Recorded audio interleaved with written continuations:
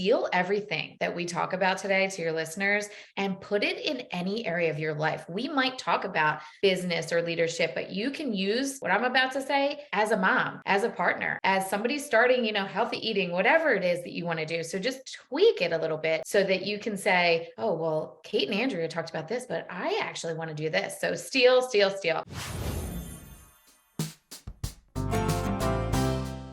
Hello, everybody. Welcome back to my channel. I'm so excited today. We are talking about a part of our body that helps us with goal setting, with habit forming, with getting the things done that we need to get done to achieve the things that we're trying to achieve. And I'm so excited about this topic today. I have a special guest on. Her name is Kate McCauley. She is a renowned speaker. As a matter of fact, before I even try to do it on my own, let me just read her bio to you so that you'll know exactly who we're going to be talking to today and just how amazing she is and how much she's going to be able to help you really understand the concepts around goal setting and habit forming. So let me just tell you who she is. Kate is a renowned speaker, coach, and workshop facilitator who specializes in mindset. You guys know we've been talking about mindsets around here, but more importantly, and especially over on my podcast. With over 20 years of experience as an educator, Kate has honed her skills in helping individuals and organizations shift their mindsets towards success. She is the founder of a woman-owned business that focuses on empowering individuals to reach their full potential. Kate brings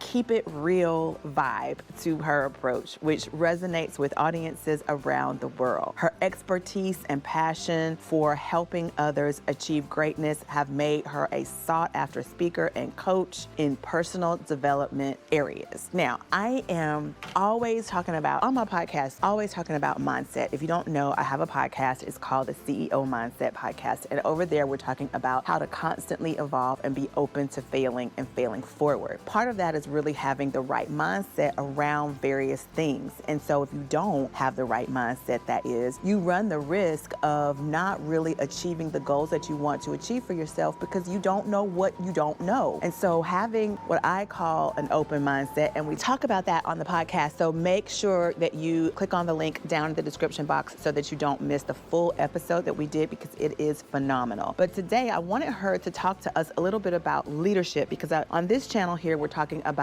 business, beauty, and lifestyle. And so I want to connect the dots here and talk a little bit about how habits can negatively affect our abilities to be leaders. And so she's answering a question and giving us some great information on that. And I wanted you to see that here on the channel. So if that sounds like something that you need to know more about, then definitely keep listening. But then don't forget to go down to the description box, click the link to hear the entire podcast interview because it is amazing. She's talking about a physical component that we have that helps us to form habits easier and to keep them, maintain them, but also how to have the right mindset around the way we achieve our goals and the way we sort of establish habits or get rid of those bad habits. So 2 pieces of content that I don't want you to miss. Let's go ahead and dive into this interview. I know you're going to enjoy it. You're here on the show to talk to us about forming habit, that new phrase, that new term that I learned about, the reticular activating system. I am so excited to dive deeper into that. But for now, what can you think of when we're looking at leadership specifically? What are a few 3 to 5 habits that you believe negatively affect our ability to be good leaders? I love this question. So the 3 things that are popping into my head related to leadership, number 1 is that imposter syndrome. And I feel like this is that negative self-habit that we get. I get it. Sometimes when I was first starting, I was thinking, who the hell am I to leave my 20-year career as an educator? And believe me, some other people told me that too, but it was floating through my brain a lot. I'm too old to do this. Who am I? This is a good job. You should be happy that you have this job, pension, all these things. And the imposter syndrome sneaks in thinking, who are you? You can't do this. You're not capable. So I think that's a big one that comes for leaders sometimes, and we have to push past it, create new habits. We can talk about that when we get to the reticular activating system. I think the next one is not taking action. Just like you were talking about, you're getting on those calls, maybe you're negotiating with clients, whatever it is that you are doing as a leader, but then you're not actually taking action and making that statement saying, do you want to work with me? Would you like to take the next step? How are we going to move forward? Or going on social media, and putting yourself out there, you're not taking action. I became a speaker, but I wasn't speaking speaking on Instagram. Am I serious with that? So now I talk all the time. It's just my thing. But before I wasn't taking action because I was thinking like, I have to follow the trends and do this. And now I'm like, you know what? No, I just want to talk. I have to take action and let people hear me, because if they can't hear who I am, why would they ever book me? So that next part, not taking action or not taking the right action, or, moving forward, however you want to look at it. And then the last one that pops into my mind is maybe related to number one with the imposter syndrome, but this idea of I'm not ready yet. I have to do one more thing in order for me to do this or that, whatever it is in your role as a leader. So thinking that you're not ready holds you back from taking action. That imposter syndrome, it's all linked together. But let me just tell you that every single success I've had in really my entire life, if I reflect, I did it when I wasn't ready. It was messy, sometimes really ugly, but I did it when I wasn't ready. And then I evolved and I fixed it, changed something. I feel the same. I tell people that my passion takes a journey towards its purpose. And that's where all that messiness happens, because you got to do all the trial and error to figure out what the thing is, right? Let me just say this. Imposter syndrome, not taking action, and saying to yourself that you're not ready yet. I want to add to that, saying to yourself that you're not enough.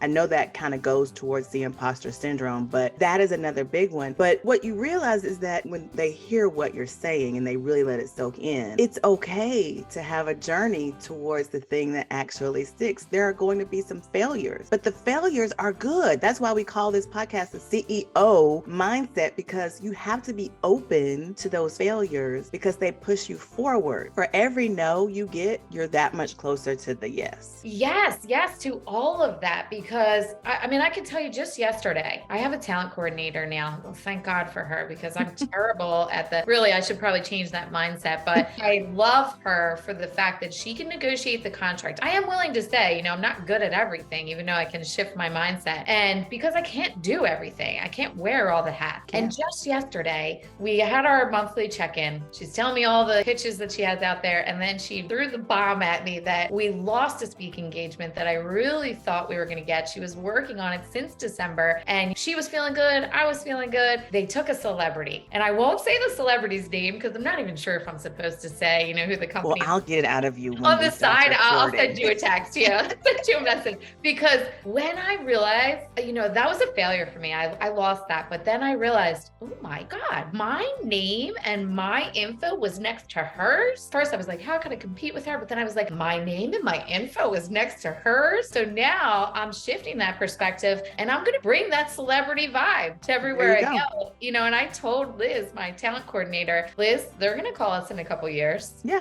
And we'll be back there on the stage, but I'm going to make a note somewhere along the line, that they didn't want me back then. And she started laughing. She's like, of course, you're going to shift it. But you have to shift that failure, like you were saying, that perspective, that it opened up a new door and someone else, meant to connect with you or whatever it is with your failure in business life. Yeah, we learn from those things. I had a lady say to me once, well, she didn't say it to me, she said it to my girlfriend. She's like, she's never going to be successful at anything if she can't figure out what it is she wants to be. And I laughed at that. And I was like, do you realize if you were to just stop talking for a second and look at what I've done, you will see that there has been consistency throughout each step. I've just had to figure out where to land to really fit and sink in into what it is I really wanted to do. But I always tell people my theme throughout everything I've done has always been to make people look and feel their best so that they can attract the people or things that they want to attract for themselves. That's always been my thing, whether it was having that cosmetology license and helping people with that area, being a wardrobe stylist, being a marketing strategist, and now just really being sort of a mindset, personal branding coach and helping people really to, I'd say, put the be you in your business and find that authenticity. I've struggled with the messaging, but the theme of it all has never changed. It's always been the same, but there has been a journey. That passion has had a journey, and we're,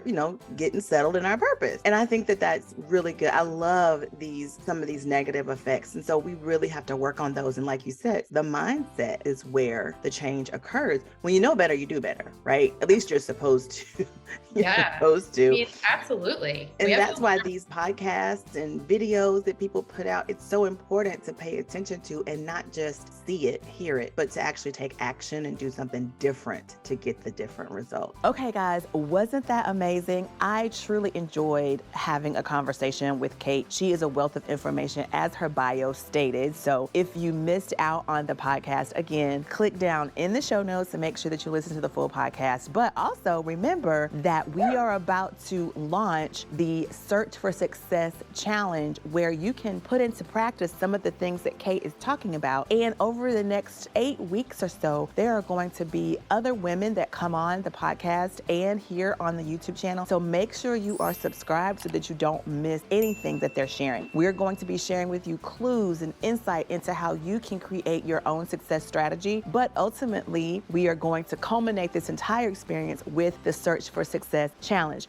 The link to register to join that free challenge is also down in the show notes, the description. So make sure that you register for that as well. At least learn more about it so that you can too create the blueprint that you need to have the success you're looking for. All right, thanks again for watching today, and I look forward to seeing you again next week. Bye.